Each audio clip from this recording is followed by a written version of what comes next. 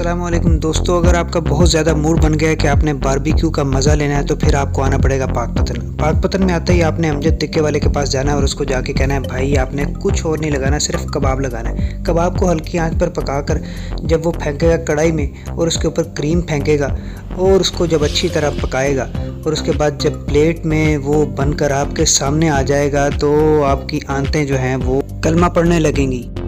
फिर जैसे ही आप उसको हाथ से उठाएंगे और उसको तोड़ेंगे, नरम मुलायम नाजुक से कबाब को, जिसको मलाई कबाब कहते हैं, आप मुंह में डालेंगे तो आप भाई कहेंगे क्या बात है, बहुत ही ज़बरदस्त।